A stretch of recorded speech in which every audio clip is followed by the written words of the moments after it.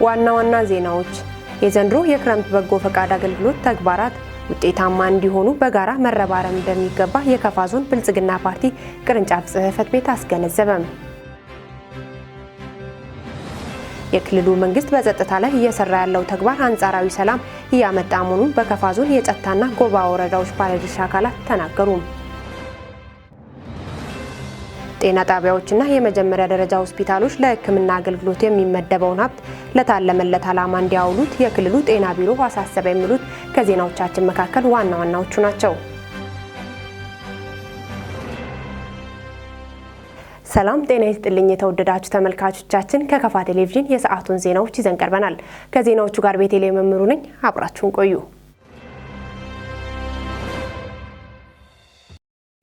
አሁን ወደ ዝርዝር ዜናዎች አለፈን። የዘንድሮ የክረምት በጎ ፈቃድ አገልግሎት ተግባራት ውጤታማ እንዲሆኑ በጋራ መረባረብ እንደሚገባ የከፋ ዞን ብልጽግና ፓርቲ ቅርንጫፍ ጽሕፈት ቤት አስታወቀም። የዞኑ የክረምት በጎ ፈቃድ ተግባራት አብይ ኮሚቴ በእስካሁን እንቅስቃሴ አፈጻጸምና በቀጣይ አቅጣጫዎች ዙሪያ መክሯል።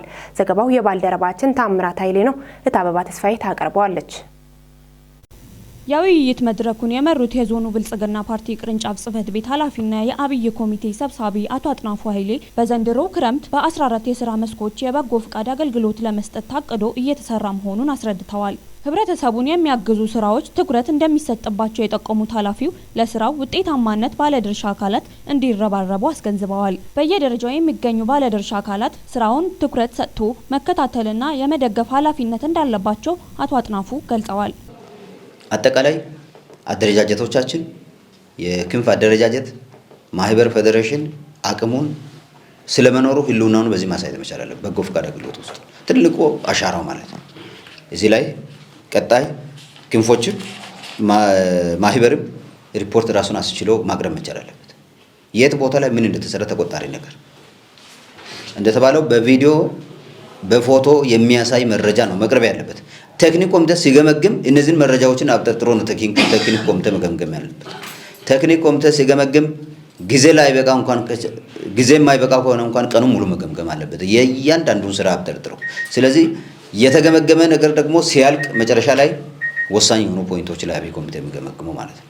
እስካሁን የተከናወኑ የበጎ ፈቃድ አገልግሎት ስራዎች ሪፖርት በዞኑ የመንግስት ረዳት ተጠሪና በተግባሩ የቴክኒክ ኮሚቴ ሰብሳቢ አቶ ታከለ ታምሩ ቀርቦ ባለድርሻ አካላቱ መክረውበታል። በዘንድሮ የክረምት በጎ ፈቃድ አገልግሎት ከሚከናወኑ ተግባራት መካከል 16 የአቅመ ደካሞች አዳዲስ ቤቶች ግንባታ ማስጀመርና የ15 ቤቶች እድሳት በአብነት ተጠቅሰዋል። መድረኩን የተካፈሉት ባለድርሻ አካላት ተግባሩ የሚገኝበትን ምዕራፍ አስረድተዋል። እንደሚታወቀው በዘንድሮ በ2017 ክረምት የክረምት በጎ አድራጎት በ14 ዘርፎች ላይ ነው ትኩረት አድርጎ የሚሰራው። በተለይ በእኛ ተቋም ደረጃ በክረምት የበጎ ፈቃድ ስራዎች የሚሰሩባቸው ዘርፎች አንዱና ዋነኛው ነው ተብሎ የሚወሰደው። እንግዲህ እንደሚታወቀው በያዝነው ባጠናቀቅነው የበጀት ዓመት በዞናችን ሰፊ መንገዶች በህብረተሰብ ተሳትፎ ተሰርተዋል። ወደ 267 ኪሎ ሜትር ከ164 ሚሊዮን ብር በላይ ሀብት በማሰባሰብ በመንግስትም በህብረተሰብም ተሳትፎ የተሰሩ መንገዶች ክረምት ከመሆኑ ጋር ውሃ መንገድ ላይ ወጥቶ ጎርፍ መንገድ ይቆርጣል፣ የትራንስፖርት ጉዞን ያስተጓጉላል። ከዚህ ጋር ተያይዞ የሚስተዋሉ ችግሮችን ለመቅረፍ ህብረተሰቡ በያለበት አካባቢ ጎርፍ ወደ መንገድ እንዳይወጣ የመከላከል ወደ ቦይ የመመለስ ቦይ ማስተካከል ስራዎች በትኩረት እየተሰራ ይገኛል። ከጤና አንጻር የተያዘው በተለይ ደም ልገሳ ነው። ደም በጣም ያስፈልገናል። እንደ ዞናችን ተጨባጭ ሁኔታ ብዙ ህመሞች አሉ። ብዙ ደም የሚያስፈልጋቸው ወገኖቻችን አሉ። አድርስና የትራፊክ አደጋ ሲከሰት የሰውን ህይወት የምናድነው በደም ነው። ስለዚህ እንደ ዞን ተጨባጭ ሁኔታ ወደ 555 ዩኒት ደም እንሰበስባለን ተብሎ ነው በሴቶችና ህጻናት እቅድ ተይዞ የወረደው። እንደ ጤና ደግሞ ሪቫይዝ አድርገን 555 አይበቃም 1000 ያስፈልገናል ብለን አቅደን ነው የወረድ ነው። እስካሁን ባለው 4 መዋቅሮች ጥሩ እንቅስቃሴ ላይ ያሉ ቦንጋ ከተማና ዞን ማዕከልን አካቶ 100 ዩኒት ደም ማግኘት ተችሏል። ጊምቦ ወረዳ ወደ 35 ደም ማሳካት ተችሏል። ሺሾንደ ወረዳ በአንድ መድረክ ብቻ 32 ዩኒት ደም ማስለገስ ተችሏል። ጭና ከተማ በሁለት መድረኮች ወደ 31 ዩኒት ደም ማድረግ ተችሏል። ቀድሞ 19 ትናንትና 12 ዩኒት ደም ማግኘት ተችሏል። ስለዚህ አግሬሲቭሊ አሁን መሄድ ያስፈልጋል። ወባም አለ። ሰው ቤት ውስጥ በጣም ተጎድቶ ነው የሚመጣው። ተጎድቶ የመጣውን ደግሞ ደም ካልሰጠን ህይወቱ ያልፋል። ደም ሰጥተን ነው ማዳን የምንችለውና ይህንን በደንብ ያላሳኩ ያልጀመሩ መዋቅሮች ፕሮግራሙን ለይቶ በመስጠት ቀጣይ ማስተካከል አለባቸው የሚለው ነገር ቀጣይ አቅጣጫ እየተቀመጠ ያለበት ሁኔታ ነው ያለው። የዞኑ ብልጽግና ፓርቲ ቅርንጫፍ ጽህፈት ቤት ኃላፊና የአብይ ኮሚቴ ሰብሳቢ አቶ አጥናፉ ኃይሌ መድረኩን ባጠቃለሉበት ሀሳባቸው በመድረኩ የተጠቆሙ ትኩረት የሚሹ ዘርፎችን የተጀመሩ ተግባራትን ማጠናከር እንደሚያስፈልግ አሳስበዋል። ከትምህርት አንጻር አሁን ያለንበት ወቅት ለትምህርት ከፍተኛ ቅድመ ዝግጅት ማድረግ ያለብን ወቅት ላይ ነው ያለነው። ከፊት ለፊታችን 2018 ላይ ከ350 ሺህ በላይ ተማሪን ወደ ትምህርት ቤት ማምጣት መቻል አለብን። ለዚህ ደግሞ ይሄን የበጎ ፈቃድ አገልግሎት ጊዜን ተጠቅመን ቤት ለቤት የተማሪ ልየታ ላይ በጣም መስራት መቻል አለብን። ይሄ ትኩረት ሊደረግ ይገባል። እያንዳንዱ ተማሪ በእድሜና በክፍል ደረጃ መለየት መቻል አለበት። አምና ላይ አቋርጦ ለ2 ለ3 ዓመትም ቢሆን አቋርጦ ቤት ያለ ተማሪም ቢሆን መለየት መቻል አለበት። ስለዚህ በዚህ ዓመት በተቻለ መጠን ሁሉንም ተማሪ ወደ ትምህርት ቤት ማምጣት የሚያስችል ስራ መስራት ስላለብን ቀጣይ በሚኖረን የአንድ ወር ስራ እንቅስቃሴ የበጎ ፈቃድ አገልግሎት የሚሰሩ ሰዎች በዘመቻ ተማሪ ልየታ ላይ መስራት አለባቸው የሚለውን ብናይ ጥሩ ነው። በሌላ በኩል ደግሞ ደብተር በማጣት እስክሪብቶ በማጣት ድጋፍ በማጣት ወደ ትምህርት ቤት የማይመጡ ተማሪዎች እጅግ በጣም ብዙ ናቸው። እጅግ በጣም ብዙ። አንዳንድም በበጎ ፈቃድ አገልግሎት የሚሰጠውንም የትምህርት ቁሳቁስን በአግባቡ መገምገም ያስፈልጋል። እውነት በጣም የተቸገሩ ልጆች ናቸው ወይ ቁሳቁስ እየተረዱ ያሉት የሚለው ነገር እሱ ላይ በደንብ ኦዲት ማድረግ ያስፈልጋል። በየዓመቱ በጣም ብዙ እስክሪብቶ ብዙ ደርዘን ደብተር ይሰበሰባል። ሲሰራጭ ግን የደሃ ስለመሆኑ ደጋፊ ያጣ ስለመሆኑ ካሁኑ ጎን ለጎን ተረጂ ተማሪዎችን ደግሞ መለየት አስፈላጊ ነው። መጨረሻ ላይ ቶሎ በሉ ተብሎ ቤተሰብ ያለውም አቅም ያለውም የሚረዳበት ሁኔታ አለ በአንዳንድ ጊዜ። ይሄን እንዳይሆን እንደዚህ አይነት ክስተቶች እንዳይኖሩ ካሁኑ የተማሪዎች ልየታ ላይም በትኩረት መስራት ብንችል። በነገራችን ላይ ተማሪን የማይረዳ የህብረተሰብ ክፍል የለም። እውነት ለመናገር መቀስቀስ ከቻለን ባለሀብት ብቻ አይደለም የሚረዳው፣ ማንኛውም ሰው አቅም የሌላቸውን ተማሪዎች ለመርዳት ዝግጁ ነው። ሁላችንም ደግሞ ተማሪን ለመርዳት ራሳችን ማዘጋጀት መቻል አለብን። እኛ ያለን ዩኒፎርም መግዛት ባለመቻል፣ እኛ ያለን ደብተር በመግዛት ባለመቻል ትምህርት ቤት የማይሄድ ተማሪ መኖር የለበትም። በእኛ መንደር መኖር የለበትም፣ በዞናችን መኖር የለበትም። ይህን እንዳመራር ሁላችንም ኃላፊነት መውሰድ አለብን። በያለንበት ቅስቀሳ ማድረግ መቻል አለብን። በአደረጃጀት ሰርተን ሁሉም ዜጋ ወደ ትምህርት ቤት የሚመጣበት ሁኔታ ላይ አሁንም በልዩነት መስራት አለብን የሚለው ነገር ብናይ ጥሩ ነው። የሰለጠነ የሰው ኃይል በማፍራቱ ረገድ የግሉ ሴክተር ሚናው የላቀ መሆኑ ተጠቆመም። ጎልደን ስቴት የቦንጋ ካምፓስ በተለያዩ መርሃ ግብሮች ያሰለጠናቸውን ከ400 በላይ ሰልጣኞች አስመርቋል። ዘገባው የባልደረባችን ጽዮን ታደለ ነው፣ እንደሚከተለው ይቀርባል። በዚህ የምረቃ መርሃ ግብር ተገኝተው የእንኳን ደህና መጣችሁ መልእክት ያስተላለፉት የኮሌጁ ዲን አቶ አዱኛ ዘውዴ ኮሌጁ ያሉ ችግሮችን ሁሉ ተቋቁሞ በጥራት በገቢና በቁሳዊ ሀብት በአጭር ጊዜ ውስጥ ካሉ ከግል ኮሌጆች መካከል ግንባር ቀደም ለማድረግ በተሰራው ስራ የኮሌጁ ሰራተኞች ያበረከቱት ሚና ከፍተኛ መሆኑን አስታውቀዋል። ያለ ልፋትና ያለ ፈተና የሚገኝ ስኬት የለምና ያንን ተሻግሮ ለዚህ ስኬት መብቃት ትልቅ በመሆኑ እንኳን ደስ ያላችሁ ብለዋል። ውድ ተመራቂ ሰልጣኞቻችን፣ ህይወት ምንጊዜም በፈተና የተሞላች ናት። ዓላማ ያለውን ሰው ግን ፈተና ጠንካራ ያደርጋል እንጂ አያደክም፣ ያስተምራልም። የትኛውም ፈተና መልስ መሰናከልም መፍትሄ አለው። ያለ ልፋት ያለ ውጣ ውረድ ያለ ፈተና የሚገኝ ስኬት የለም፣ ቢኖርም ጣፋጭ ሊሆን አይችልም። እናንተም የዛሬዋን ቀን ለመድረስ ምን ኃይል ብርቱ ፈተና እንደገጠማችሁ አስቡ። ይህን ፈተናና መሰናከል መቋቋማችሁ ግን ለዛሬው የደስታ ቀን አበቃችሁ። ፈተናና መሰናከል ሲበዛባችሁ ሲበዛባቸው ስልጠናቸውን ያቋረጡ እጅግ በጣም ብዙ ተማሪዎች ናቸው። እናንተ ግን እንደምንም ብላችሁ ተቋቁማችሁ የልፋታችሁን ፍሬ ለማየት ለመብቃታችሁ እንኳን አደረሳችሁ፣ እንኳን ደስ አላችሁ፣ እንኳን ደስ አለን ለማለት እወዳለሁ። ኮሌጃችን ጎልደን ስቴት በቦንጋ ካምፓስ ዛሬው ለስድስተኛ ጊዜ የሚያስመርቅ ሲሆን በዛሬ ዕለት ለምረቃ ብቁ የሆኑት የቲቪቲ መርሃ ግብር 55 ወንድና 155 ሴት በድምሩ 210 ተማሪዎች፣ በዲግሪ በርቀት መርሃ ግብር 114 ወንድና 89 ሴት ተማሪዎችን በድምሩ 203 ተማሪዎችን በአጠቃላይ 169 ወንድና 244 ሴት በድምሩ 413 ተማሪዎችን ይሄው ዛሬ ያስመርቃል። ኮሌጃችን በቦንጋ ካምፓስ ሲሰጥ ከነበረው በቲቪቲ ፕሮግራም ማለትም በአካውንቲንግ፣ በሰው ሀብት አስተዳደር፣ ኢንፎርሜሽን ቴክኖሎጂ፣ ሃርድዌር እና ኔትወርክ ሰርቪሲንግ እንዲሁም ዳታቤዝ እና ዌብ አድሚኒስትሬሽን፣ በእንስሳት ጤና፣ በተፈጥሮ ሀብት አስተዳደር በተጨማሪም በ2017 በሰብል ምርት ወይም በክሮፕ ፕሮዳክሽን እንዲሁም በሌሎች ትምህርት አይነቶች ፍቃድ አግኝቶ ስልጠና መጀመሩን በደስታ ለመግለጽ እወዳለሁ።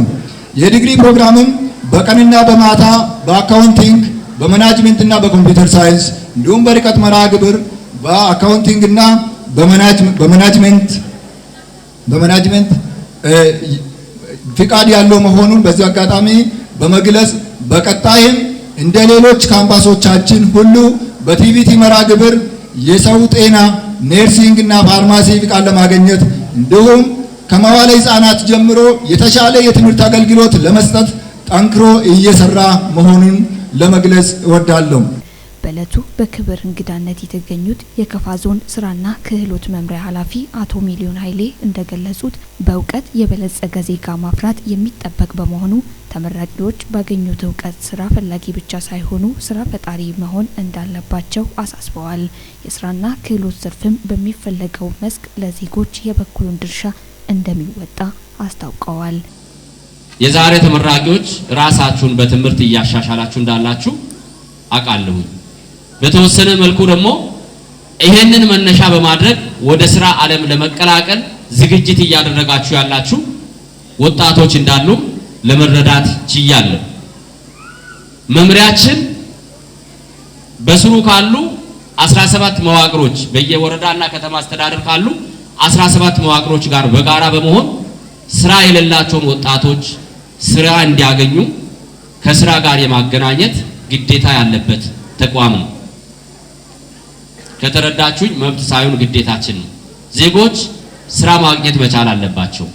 ስራ ፈላጊ መሆን የለባቸውም። ስራ ፈጣሪ እንዲሆኑ ደግሞ በክህሎት መበልጸግ እንዳለባቸው ተቋማችን በጽኑ ይሰራል። በመሆኑም ዛሬ የምትመረቁ ወደ የአካባቢያችሁ ስትመለሱ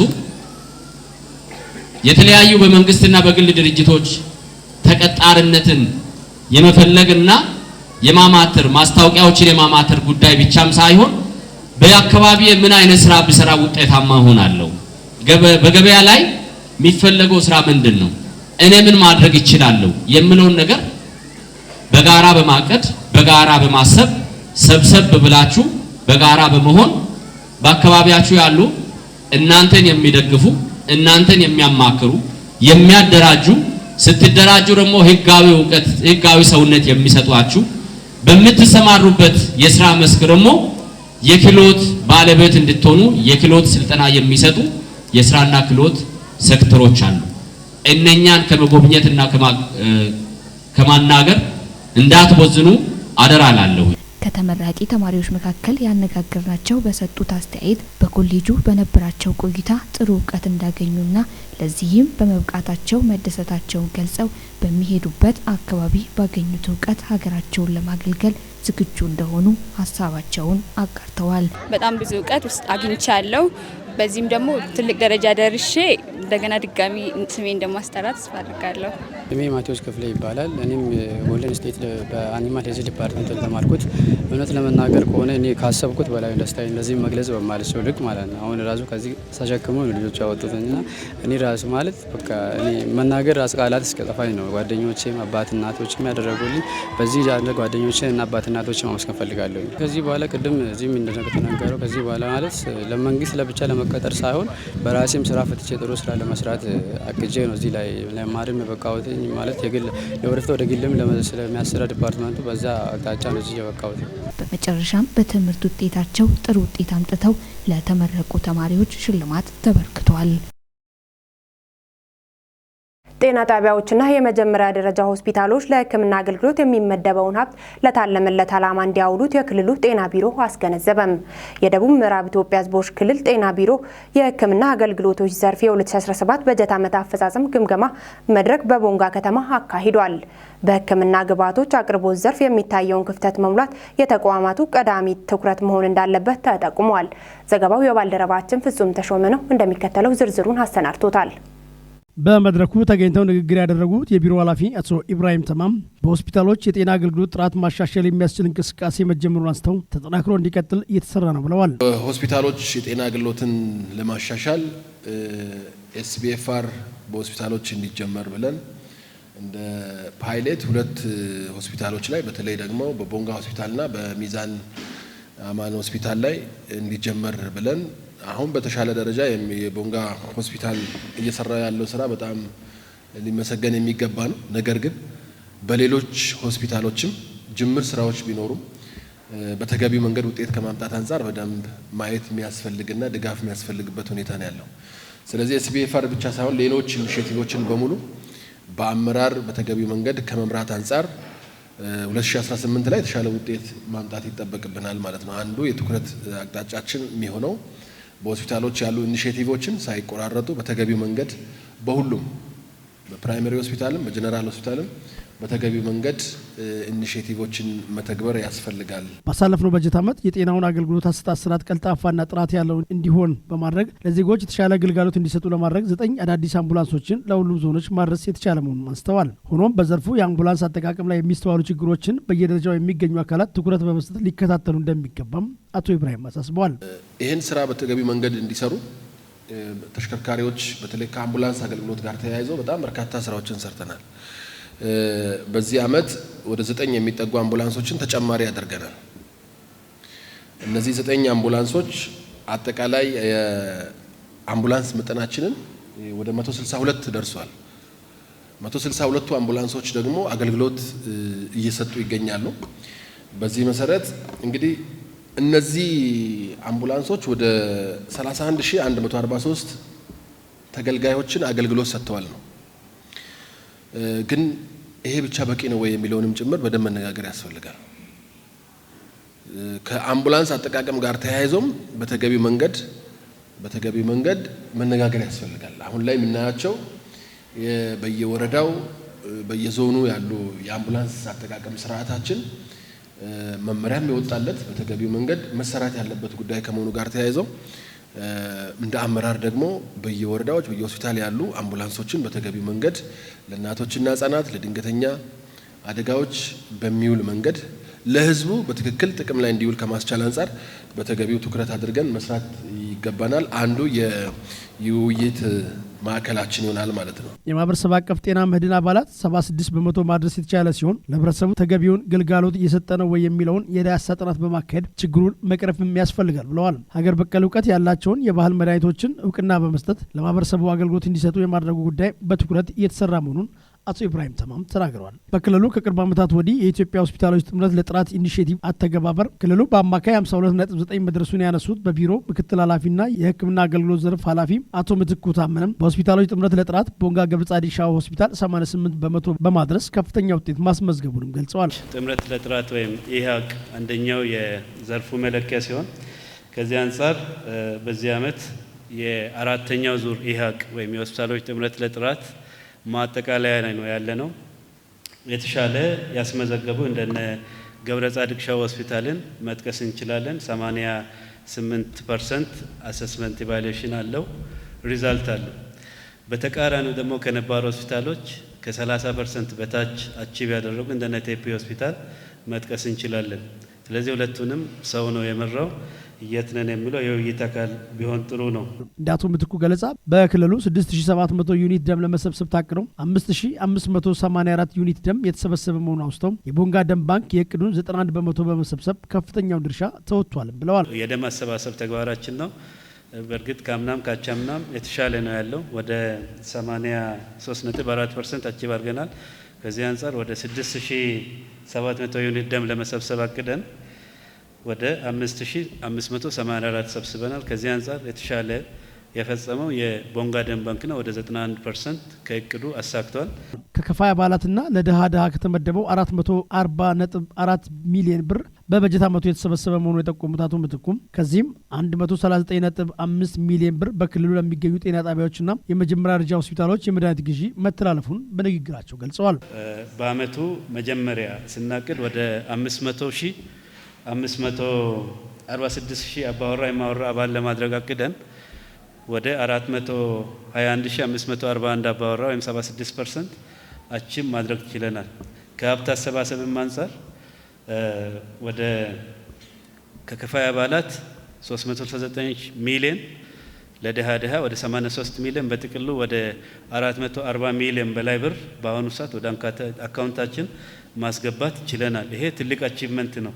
አምና በዚህ ሰዓት ስንገመግም አጠቃላይ ሀብት የመሰብሰብ አቅማችን ከድሃ ጭምር አንድ ላይ ወደ 133 ሚሊዮን ነበር። ዘንድሮ 440 ሚሊዮን ሰብስበናል። ከዚህም እንደ ሀገርም ትልቅ አቺቭመንት እንደ ክልልም አቺቭ አድርገናል ብለን የገመገምነውና እውቅና የምትሰጠን ካፕቲሽን ወይም የቅድመ ክፍያ ከሌሎች ክልሎች በተሻለ መልኩ በሁሉም ተቋማት በሁሉም የማጠሚያ ወረዳዎች ልንተገብር ችለናል። ሌላው ስላይዲንግ ስኬል ነው። ገቢን መሰረት ያደረገ የአባላት መዋጮ 100% አቺቭ አድርገናል። ይሄም በእኛ ክልል ነው። በሁለቱም ማቀፎች 100% ልንተገብር ችለናል። ከዚህ አንጻር ያው ለአመታት የምነሳው የመድኃኒት አቅርቦት ችግር ነው። ይህንንም ለመቅረፍ በቅድመ ቁርጥ ክፍያ ለመጀመሪያ 6 ወራት ወደ 139 ሚሊዮን ብር ለሁሉም ጤና ጣቢያዎችና ለሆስፒታሎች በተለይም ለፕራይመሪ ሆስፒታሎች ማስተላለፍ ችለናል። በመድረኩ በክልሉ የሚገኙ ጤና መምሪያ ኃላፊዎች፣ ሆስፒታሎችና ሌሎች በዘርፉ የሚመለከታቸው አካላት ተገኝተው እየመከሩ ሲሆን ለ2 ተከታታይ ቀናት እንደሚቆይም ከወጣው መርሃ ግብር መረዳት ተችሏል። የክልሉ መንግስት በጸጥታ ላይ እየሰራ ያለው ተግባር አንጻራዊ ሰላም እያመጣ መሆኑን በከፋ ዞን የጨታና ጎባ ወረዳዎች ባለድርሻ አካላት ተናገሩም። ዘላቂ ሰላምን ለማስፈን በሚደረገው ርብርብ ህዝቡ ከመንግስት ጎን እንዲቆም የዞንና የክልል ጸጥታ አካላት ጠይቀዋል። ዘገባው የባልደረባችን አድማሱ ጴጥሮስ ነው። ዘሩፋኤል ሀብታሙ እንደሚከተለው ያቀርበዋል። ቀደም ሲል በተደጋጋሚ ይከሰት የነበረው የጸጥታ ችግር የክልሉ መንግስት የመፍትሄ አቅጣጫ ካስቀመጠ ወዲህ ሰላም እየሰፈነ መምጣቱን የጨታና ጎባ ወረዳ አመራር አካላት አንጻራዊ ሰላም እንዲሰፍን ክልሉ ለሰራው ስራ ምስጋናቸውን አቅርበዋል። እንደተባለው ክልሉ ዘላቂ ሰላም በክልሉ በሁሉም አካባቢዎች ዘላቂ ሰላም ማረጋገጥ አለብኝ ብሎ የተለያዩ የመፍትሄ አማራጮችን አፈላልጎ ጎባ ወረዳ ላይ አድማ በታኝ አስቀምጧል። የጸጥታ ኃይል ዛ ለጊዜው ያስቀመጠበት አግባብ ነው። ለዛውም እጅግ አድርገን እንደ ወረዳ እናመሰግናለን። ምክንያቱም ይሄ የጸጥታ አካል እዛ አካባቢ ላይ ከተቀመጠበት ጊዜ ጀምሮ የአካባቢው ሰላም የተጠበቀበት አግባብ ነው ያለው። የዞኑ መንግስት የክልሉ መንግስት ጉዳዩን በማጠን የት አካባቢ ነው እንደዛ ነገሮች የሚለውን አጠምቶ አሁን ጎባ ወረዳ አካባቢ ያለው ነገር ጎባ ወረዳ ላይ አንድ ኬላ ላይ ያው ልዩ ኃይል አስቀምጧል። ካስቀመጠ በኋላ ግን እስካሁን የተከሰተ ነገር የለም። አሁን ሰላም አለው የሚል ነገር አለኝ። ከዚህ በፊት በክልል ደረጃ ስጋት ቀጠና ውስጥ ጎባ ክላስተር አንዱ ሲሆን የከብት ዘረፋና የሰው ሕይወት እየጠፋ መሆኑን የክልሉ ምክትል ቢሮ ኃላፊና የጸጥታ ዘርፍ ኃላፊ አቶ ሀብታሙ አለሙ ተናግረዋል። 2015 2014 2016 ከነበረው የዘረፋ የግድያ ወንጀል አጠቃላይ አብዛኞቹ ላይ ዜሮ ላይ ማውረድ የተቻለባቸው ሁኔታዎች ናቸው ያሉት። ከዚህ አንጻር በዚህ ቀጠና ዘላቂ ሰላም ለማምጣት ቀሪ ስራዎች ያሉ ቢሆንም አንጻራዊ ሰላም መፍጠር የተቻለበት ሁኔታ አለ። ረጅም ጊዜ በእነዚህ ማህበረሰብ ውስጥ በተለይ ከሚኒሻሻ ሚኒት ጎልዲያና ከፋ ዞን ጎባ ወረዳ ናቦርና ዳና ጋራ ሙጂ አካባቢ ከምንለው የሚነሳው የዘራፊ ቡድን ወደ ኮንታም በመሻገር ወደ ከፋም ጨታም ጎባም ዴቻ ወረዳም ጨናና ሺሾ እንደ ወረዳ ዘርፋ ይፈጽማል። ወደ ኮንታም ተሻግሮ ኮንታ ኮይሻ አማያ ዙሪያ ወረዳ ዘረፋ ይፈጽማል፣ ይገላል። ከወረዳ እስከ ክልል ያሉ የበላይ አመራሮች ከወንጀልና ከክረምት ዝናብ ጋር ከሚከሰት ከተፈጥሮ አደጋዎች ራሳቸውን እንዲጠብቁ መልእክታቸውን አስተላልፈዋል። አብዛኛው ወረዳ ከክረምት ወቅት ዝናብ ጋር ተያይዞ እየተከሰቱ ያሉ የመሬት መንሸራተት አደጋዎች አሉ። ከዚህ ጋር ተያይዞ አንዳንድ ወረዳ ላይ መጠለያ ላይ ያሉ አካላት አሉ። ስለዚህ እነዚህን ሁሉም ባለድርሻ አካላት ባለው አቅም ሊደግፍ ሊጠይቅ ይገባል። ከዚህ ጋርም ተያይዞ አሁን ካለንበት ወቅት አንፃር አንዳንድ አካባቢዎች ላይ ለምሳሌ አሁን ባለንበት ሳይለም ወረዳ፣ ጋዋታ ወረዳ አጎራባች አካባቢ ላይ አንዳንድ የሚስተዋሉ ችግሮች አሉ የሚለው መነሻ በማድረግ ከአጎራባች ዞን ጋር ከአጎራባች ክልል ጋር እያደረግን ያለነው ውይይት አለ። በሌሎች አካባቢዎችም ቢሆን የሰላም ባለቤት መላው ህዝብ ነው። የአካባቢውን ሰላም በማስጠበቅ የአካባቢውን ጸጥታ በማስጠበቅ የተቸገረው በመጠየቅ በመረዳዳት የምናልፍበት ጊዜ ቢሆን መልካም ነው የሚል ሀሳብ ነው ያለኝ። ክረምትን ተከትሎ በዝናብ የሚመጡ የናዳና ጎርፍ አደጋዎችን ከመከላከል አንፃር አደጋ ስጋት በየጊዜ እነዚህን ስጋቶች ይገልጻል። በዚህ አካባቢ እንደዚህ አይነት ነገር ሊደርስ ይችላል የሚል መግለጫዎች ይሰጣሉ። ያን ተከትሎ ማህበረሰቡ ከዚህ ጥቃት ራሱን ለመከላከል ከአካባቢ መነሳትም ካለበት በጊዜ መነሳት ይጠይቃል፣ አደጋውን ከማስተናገድ ይልቅ ማለት ነው። ይሄ ስራ ብዙ ጊዜ ያው በተከታታይነት መሰራት ያለበት ነው። ባለሙያ የሚሰጣቸውን አጠቃላይ መረጃዎች ተከትሎ ራስን የመከላከል ስራ በትኩረት መሰራት አለበት። ከአደጋው ቀድሞ ራስን መከላከል፣ አካባቢውን መከላከል፣ ንብረትን መከላከል ከማህበረሰብ የሚጠበቅ ስለሆነ እሱን በሁሉም አካባቢ ስጋት ተብሎ በሚጠራባቸው አካባቢዎች ላይ መረጃዎች እየተላለፉ ነው ያሉት። ያን ተከትሎ ማህበረሰቡ ራሱን መከላከል ይጠበቅበታል የሚል መልእክት አለኝ። የጊምቦ ወረዳ ፋይናንስ ጽሕፈት ቤት የ2017 በጀት ዓመት ዓመታዊ የስራ አፈጻጸምና ቀጣይ አቅጣጫ ላይ ውይይት አካሄደም። ከቅርብ ጊዜ ወዲህ በወረዳው አመርቂ ውጤት በማስመዝገብ የጉብኝት ማዕከል መሆኑን የወረዳው ዋና አስተዳዳሪ አቶ ትብብሩ አሰፋ ተናግረዋል። ዘገባው የወረዳው መንግስት ኮሚኒኬሽን ጉዳዮች ጽሕፈት ቤት ነው። እታበባ ተስፋዬ ታቀርበዋለች። የጊምቦ ወረዳ ፋይናንስ ጽሕፈት ቤት የ2017 በጀት ዓመት ዓመታዊ የስራ አፈጻጸምና ቀጣይ አቅጣጫ ላይ ውይይት የተካሄደ ሲሆን ከቅርብ ጊዜ ወዲህ በወረዳው አመርቂ ውጤት በማስመዝገብ የጉብኝት ማዕከል መሆኑን የተናገሩት የወረዳው ዋና አስተዳዳሪ አቶ ትብብሩ አሰፋ ለዚህ ተግባር ስኬት የፋይናንስ አሰራር ስርዓትን በማዘመን ከፍተኛውን ድርሻ እየተወጣ ይገኛል ብለዋል። የበጀት ክትትል ስርዓት ጠንካራ መሆኑን የጠቆሙት ዋና አስተዳዳሪው በካፒታል ፕሮጀክትና የመሰረተ ልማቶች ውጤታማ እንዲሆኑ ጽሕፈት ቤቱ እያበረከተ ያለው አስተዋጽኦ አጠናክሮ ማስቀጠል ያስፈልጋል ነው ያሉት። የገቢ አሰባሰብ ስርዓትን በማጠናከርና በበጀት ዓመቱ የተከናወኑ ጠንካራ ጎኖችን ማስቀጠልና ጉድለቶችን በማረም ወረዳውን ግንባር ቀደም በማድረግ ማስቀጠል ያስፈልጋል ሲሉ ገልጸዋል። በወረዳው እየተከናወኑ ያሉ የካፒታል ፕሮጀክቶችና የልማት ስራዎች ከክፍያ ጋር ሲነጻጸር ውጤታማ መሆናቸውን እንደተመለከቱ የውይይቱ ተሳታፊዎች ገልጸው ያልተጠናቀቁትን በቀጣይ በጀት ዓመት አጠናቆ ማስመረቅ ያስፈልጋል ብለዋል። በዘንድሮ በጀት ዓመት ጽሕፈት ቤቱ ላስመዘገበው ውጤት የአመራሮችና የጽሕፈት ቤቱ ሰራተኞች በመቀናጀታቸው ነው ሲሉ ተናግረዋል። በወረዳው በበጀት ዓመቱ 320 ሚሊዮን 960 ሺህ 214 ብር ከውጭ ገቢ እንዲሁም 234 ሚሊዮን 769 ሺህ 413 ብር ከመንግስት ትሬዠር እና 55 ሚሊዮን 657 ሺህ 526 ብር ከውጭ እርዳታ በአጠቃላይ 611 ሚሊዮን 387 ሺህ 157 ብር በማግኘት በሰብአዊ አገልግሎቶች ደህንነት ቅነሳ የቆዩ ዕዳዎች የተከፈሉበት እና ለማህበረሰቡ የልማት ጥያቄ መልስ የተሰጠበት ዓመት መሆኑን የወረዳው ፋይናንስ ጽሕፈት ቤት ኃላፊ አቶ በላይ ኃይሌ አብራርተዋል። በተያዘው በጀት ዓመት ጽሕፈት ቤቱ ውጤታማና ግንባር ቀደም በመሆኑ የእውቅና ሽልማት ተበርክቶለታል ያሉት አቶ በላይ በሁሉም ዘርፍ የጽሕፈት ቤቱ ሰራተኞችና የባለድርሻ አካላት ተሳትፎ የጎላ እንደሆነ ተናግረዋል። የወረዳው አመራሮች፣ የፋይናንስ ጽሕፈት ቤት ሰራተኞች፣ የጤና ጣቢያ ኃላፊዎች፣ የሴክተር ልማት እቅዶችና ሌሎች ባለድርሻ አካላት በተገኙበት ነው ውይይቱ የተካሄደው። ክቡራንና ክቡራት ተመልካቾቻችን ለሰዓቱ ያዘጋጀንላችሁ ዜናዎች እስካሁን የተከታተላችሁትን ይመስል ነበር። ዜናዎቹን በመምራት ቤተልሔም ምሩ አብሬያችሁ ቆይታን አደረኩ። ቆሬ ከፋ ቴሌቪዥን መሰናዶዎች የሚቀጥሉ ይሆናል። ሰላም ቆይልን።